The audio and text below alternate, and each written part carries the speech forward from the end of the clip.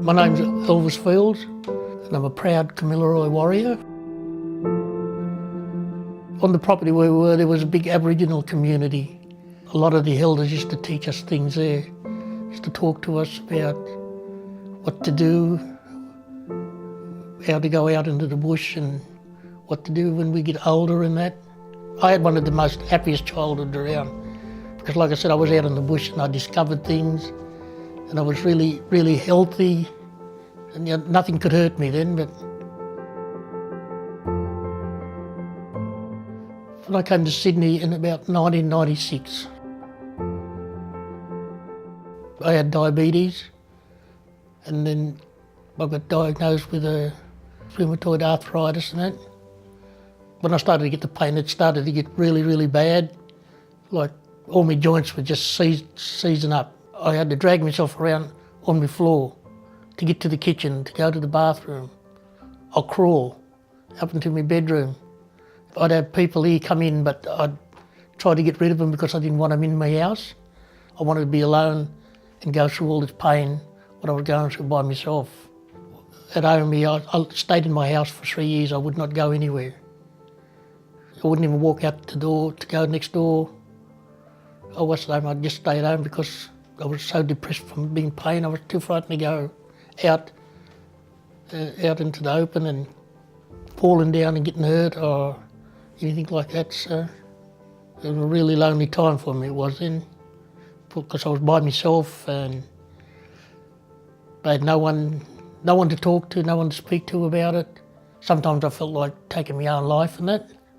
It was really, really, really hard for me to do that, but I just wanted that pain. I just wanted no pain anymore. I just wanted to completely, and I thought that was the only way I could do it, was to end my life and that. So, The doctors gave me these painkillers, which endone, and I started to take them, and then I started to get addicted to them. I can feel that I was getting addicted to them. Even when I didn't have pain, I'd go back to the doctors and ask him. I'd make out that I had pain. The doctors always said to me, "Oh, you want to, we'll write you a script for endone, Elvis." And then I just said, no, I don't want no endone no more, or any painkillers. I just don't want to take them anymore because I'm becoming addicted to them. They said, "But it will help you." And I said, "Oh, it's not helping me because I said I just sit at home, spaced out all the time." Yeah. I was at the Aboriginal medical service one day. I was sitting down talking to another Aboriginal person, sitting down talking to him, and he said, "There's a a new place down here. It's called the Wyanga Elders." And he said, "If you're not doing anything on a Tuesday or a Friday, come down." After a while, I forgot all about it. And then one day they came up to my place here and sat down and talked to me and explained about Wyanga Elders, what they do and how they can help you. So I decided to join up with them. I'd be down there with them on a Tuesday, then on a Friday. Then after a while I started to get a lot of confidence. I started to go on a Tuesday, Wednesday, Thursday and a Friday. When I went with them, that made me feel really good being around with the Wyanga Elders. Elvis, how are you? Good, thanks, mate. How you doing, guys? Well, here we are at the home of rugby league, Redfern Oval. The greatest rally to get a club back in the history of the game. And Canterbury supported us, mate, you know that. Huh? Canterbury supported us.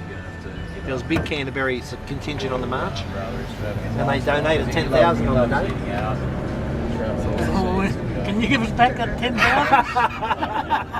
I've been with them for about 10 years now with the Wyanga Elder Group, and some of the people in there, they were really caring, and I felt like I felt really comfortable around them, Aboriginal people, and I felt really comfortable. They started talking about their pain and what they were going through and everything, and then I sort of started to open up a bit to them and talk about all the pain and with a lot of Aboriginal men and that. They don't want nobody to know anything. But when you sit down and talk to them, I feel really confident, and I speak to them and give them confidence to talk to me back and to talk to other people. I think other Aboriginal people understand each other. They talk to each other and they understand what's he going through or what she's going through.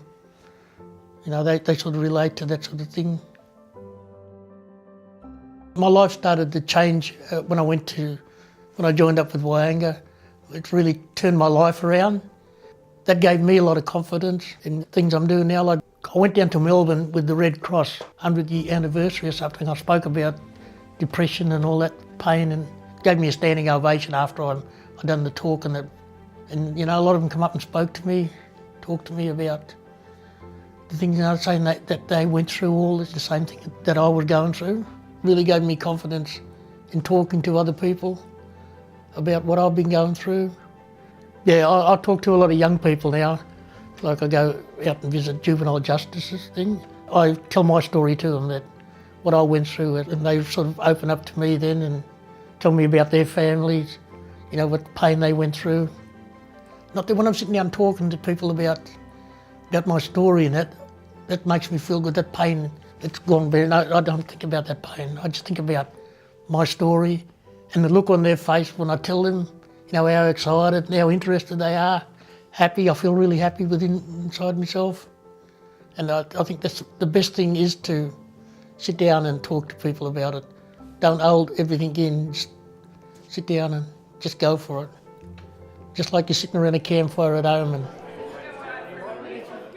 one of the ladies from here, she used to go for walks over to Moore Park, and she spoke to me one day, and she just, you know, she kept pestering me saying, oh, you know, come for a walk, it's good.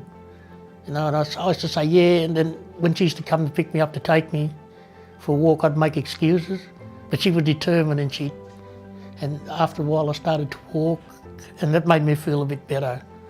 You know, I just felt, this is good, there's no pain or nothing.